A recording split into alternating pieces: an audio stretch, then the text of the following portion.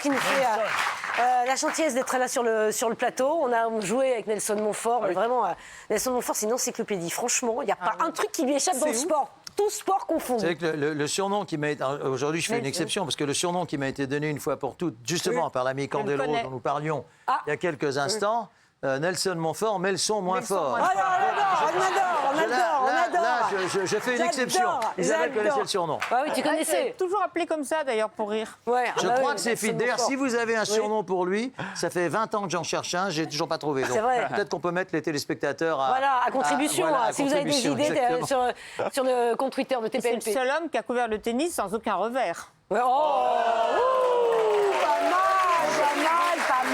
mal. Dites-moi, j'avais des petites questions à vous poser, parce C'est qu'évidemment... un service gagnant. Ah, pas mal. Bah, dites-moi, quel match en direct? Ouais, c'est ça, on va me laisser. Ça rebondit beaucoup sur ce plateau. Ah oui, ça rebondit beaucoup. Dis donc, il te reste un petit peu de terre battue sur... Oui. Tu as une petite barbichette toute rousse. J'ai appris que c'était de la farine, figurez-vous. Là, j'ai l'impression d'avoir de la pâte à crêpes dans mes poumons. Ça, d'accord, mais ça va bien. Ah, il a joué le jeu. Et Damien, il a carrément joué le jeu. Bravo, merci. Dites-moi, vous qui les avez tous vus, que vous avez quasiment tous vus, c'est qui le plus sympathique des athlètes que vous ayez pu croiser? Je garde une tendresse pour l'équipe de France de natation. Déjà, j'aime beaucoup ce sport, qui est un vrai sport olympique, comme l'athlétisme d'ailleurs. Et je me souviens du relais 4 fois 100 mètres nage libre aux Jeux Olympiques de Londres. Alors, on a coutume de dire qu'un relais définit un peu la force d'une nation. Une victoire individuelle, c'est très bien, mais un relais, forcément, ils sont 4, ils sont même 6 dans le squad. Et l'équipe de France de natation, qui devait terminer, on va dire, entre, je sais pas, 4e, 5e, 6e. Vous aviez USA avec Michael Phelps, quand même, Canada, Russie encore à l'époque, Chine, Japon, Australie, enfin bref. Gagne la course, remporte le relais 4 fois 100 mètres. Amaury, Levaux, Clément, Leferche, Fabien, Gillot, Yannick, Agnan. J'ai pas de texte sous les yeux. Je me souviens d'eux. Et on fait une interview, je me souviens, parce que j'avais un costume clair un peu qui a subi là les affres de la...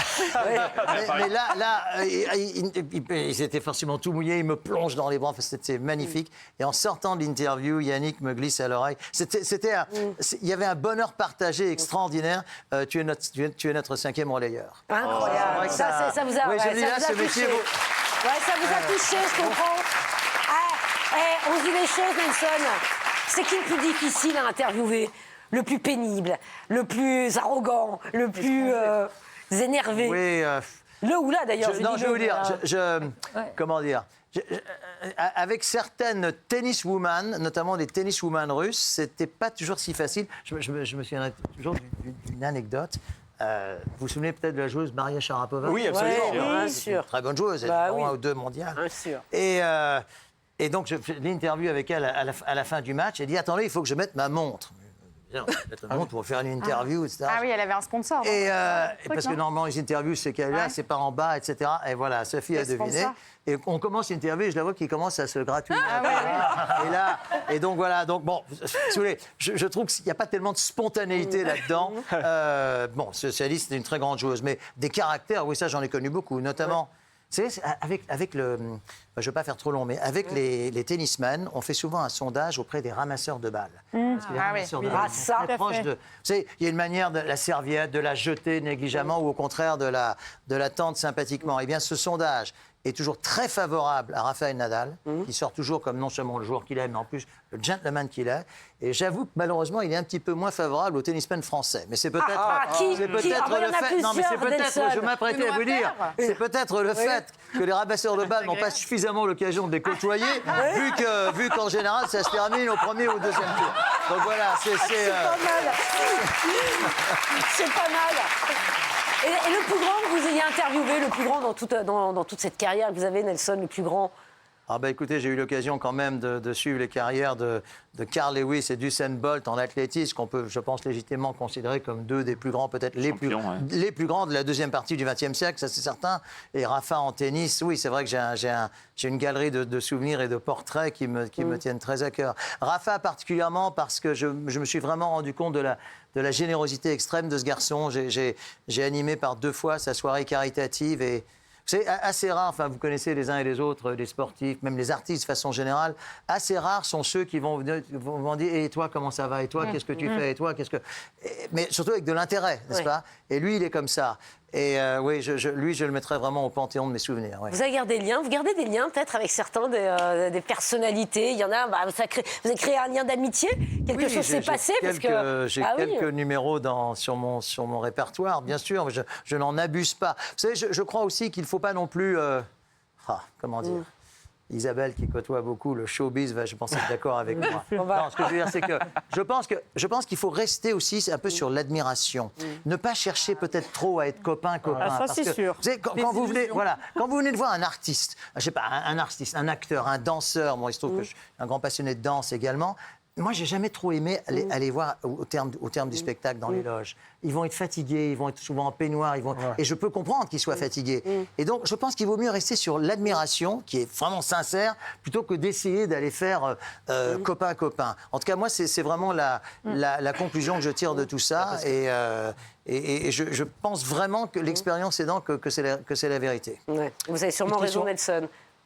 On va passer, ça ne me dérange pas, juste à un autre extrait, parce qu'on a une petite image quand même. Je vais mettre le son moins fort. On va mettre d'autres extraits. Vous vous souvenez de la Grande Rassera ?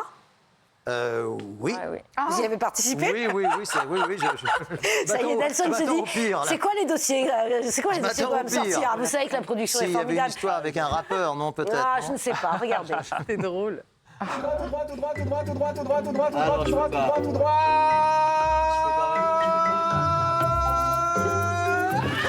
Mais Adèle, qu'est-ce que vous faites ? Pardon. Qu'est-ce que vous faites ? Bon, c'est tout droit. Je vais juste récupérer un truc.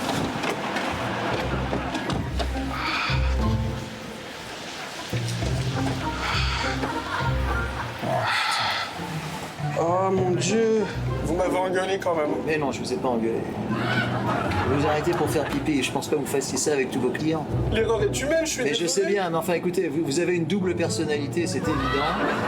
Vous avez des côtés très attachants, et puis voilà, c'est comme ça, c'est la vie. Et bah, Vous revenez au studio. bienvenue dans la Grande Rassera. C'est quoi là?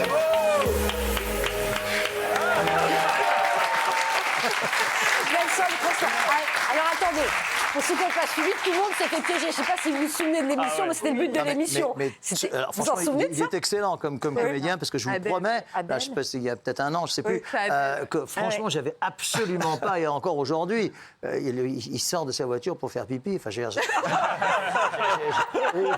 mais puis il n'y avait pas que ça, il se trompe de chemin, enfin bref, c'est un excellent comédien. Enfin voilà, mais je crois que j'étais resté à peu près. Non, vous êtes super. On voit quand même dans le regard, vous êtes un peu inquiet. Là. Mais qu'est-ce qui se passe avec un fou? Je ne sais pas si je vais arriver à destination. Non, mais vous jouez le jeu. Mais vous livrez quand même des consultations de psychologie. On adore Marcel Nelson. Beliveau, vous vous Ah souvenez, oui, Marcel. bien sûr. Surprise. Voilà, C'était surprise. tellement drôle. Nelson, c'était un plaisir, franchement, de vous avoir sur le plateau. Ouais, partagé. Merci beaucoup d'être venu nous faire un petit coucou là dans TPMP. Vous venez quand vous voulez. Hein. Vous savez que vous êtes ici chez vous. Ah oui, Nelson. Mais oui, Nelson. Franchement, moi, j'ai adoré la séquence à Roland-Garros. Moi, j'attends avec impatience ce qui va se passer au mois de septembre. Là, vous avez attisé notre curiosité. On a hâte. Je suis sûre que Nelson Montfort n'a pas fini de le voir. Et c'est tant mieux.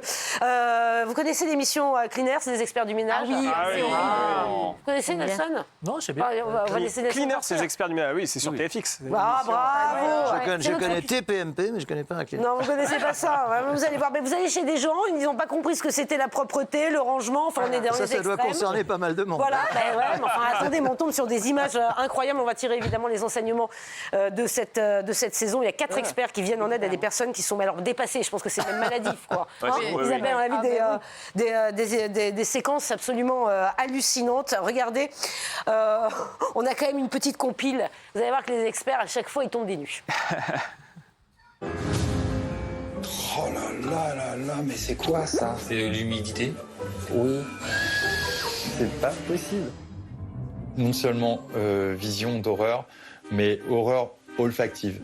Une odeur de mal, de chaussures. Fracture de la rétine, direct quand tu rentres.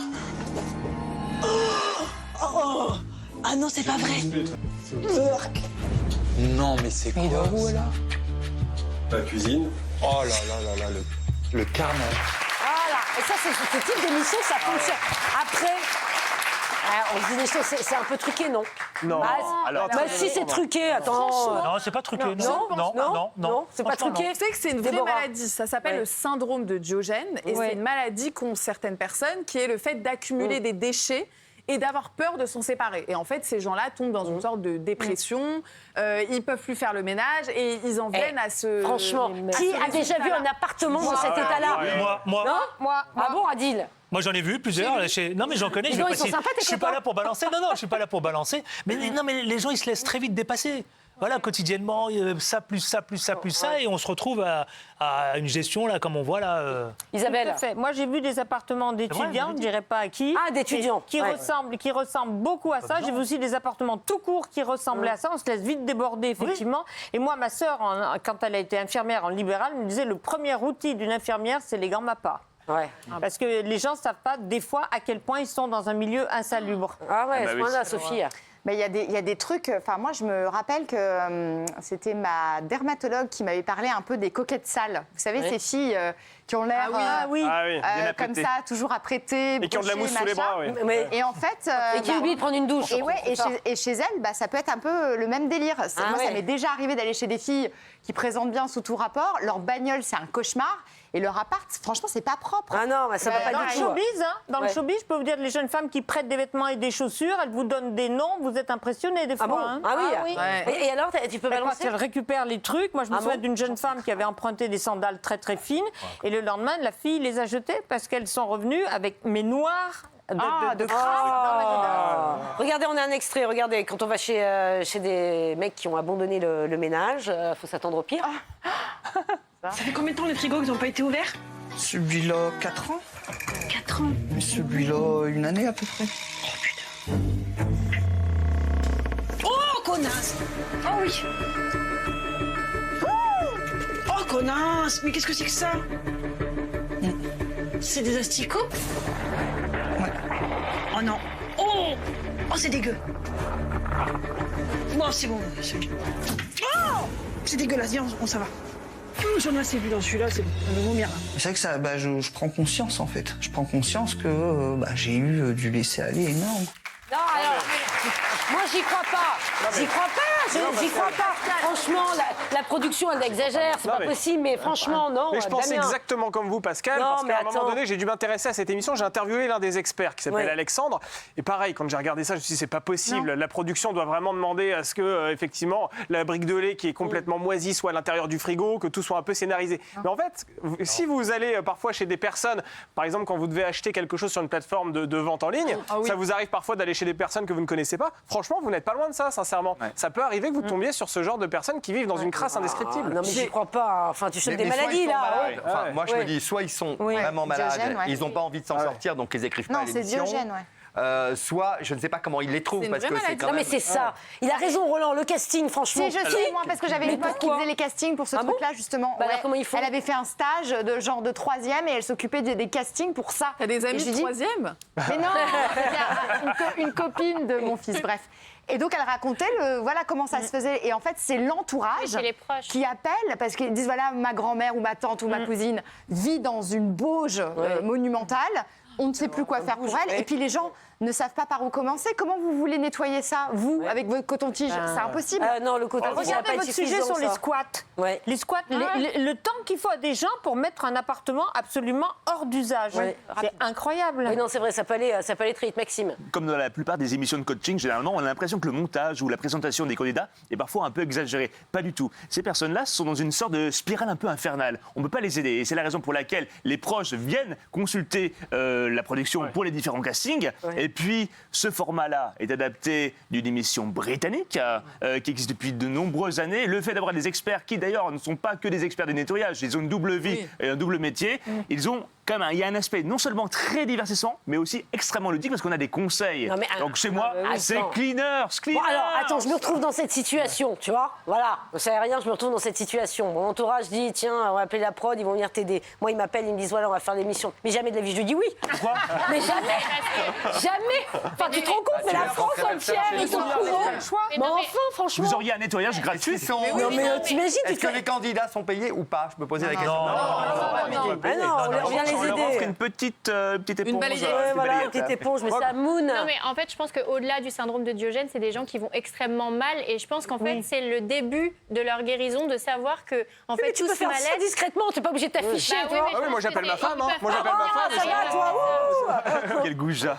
Ils peuvent pas revenir en arrière après ça, en fait. Une fois qu'ils sont passés par là, c'est plus possible. Ils peuvent plus revenir en arrière. C'est une opportunité, quoi. Voilà, Et puis il y a des associations qui le font à titre gratuit, sans les caméras, etc. Et qui se déplacent chez les gens Mais moi, j'y crois pas. pour nettoyer. Enfin, moi, Pascal, j'y crois pas parce que au-delà même, admettons, là, ils viennent, ils revisitent tout l'appartement, etc. Ils vont replonger de nouveau ensuite dans leur quotidien et ce sera le même bordel. Ce sera la même manière, ce sera le même quotidien. Si, quasiment, parce que Ils ces sont gens, aidés, non ils sont atteints par ça. S'ils sont accompagnés avec une vraie thérapie, je pense qu'ils vont s'en sortir. À mon avis, c'est mais- long. Elle risque d'être longue, la Allez, thérapie.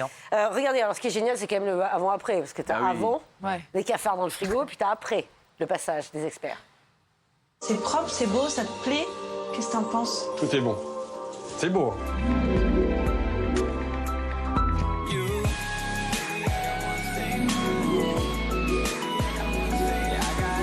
C'est juste royal, c'est magique.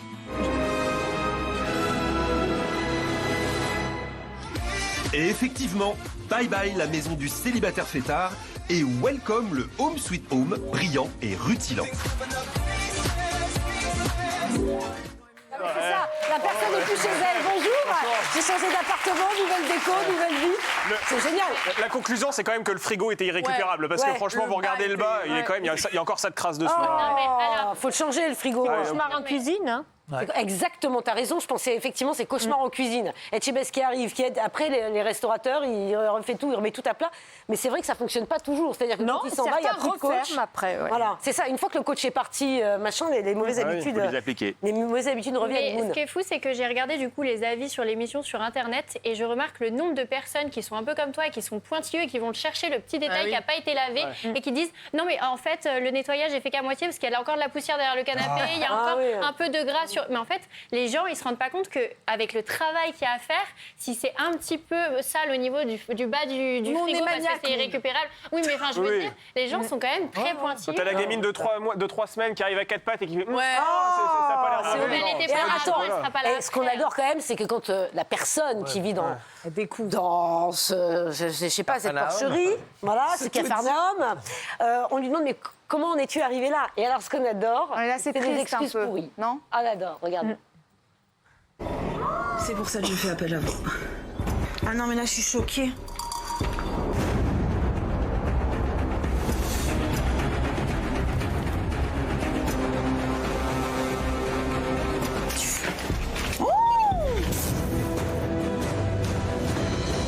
C'est quoi, c'est la litière du chat, ça? Eh ben, j'ai découvert ça une fois quand je suis rentrée de colo. C'est pas. Ça va, c'est vous? Je suis rentrée de colo. Vous êtes dur. Elle a dit je suis rentrée de colo. Elle a dit je suis rentrée de colo. Vous êtes Blague, dur, c'est attendez. pas Excusez-moi de trop me déranger. bordélique. Non, mais je Ça crois va. qu'elle n'a pas encore appris le tri. Oui. Non mais attends, c'est au-delà de ça là. C'est Non, mais il y a une au-delà de ça. homogénéité de couleurs en tout cas. Mais Enfin, ouais. c'est là que vous voyez que ça peut pas être de la triche ou que ça peut pas être monté parce que ça c'est des choses Oui, qui ça sont paraît. installées là depuis des siècles. Tu peux pas l'inventer, faire hein. ça. Ça On peut pas ressemble à Combien des de temps photos, la hein. production met-elle pour remettre les choses en état? Ça me dépasse. Ils se mettent à combien? À 25 Quelques heures, oui. Comment ils non, pas quelques heures, Adil. Quelques heures. 3 jours. Quelques heures, tu fais du repassage. 3 jours. Ouais. Donc 3 jours top chrono pour tout changer, débarrasser, 3 jours. nettoyer et puis ensuite.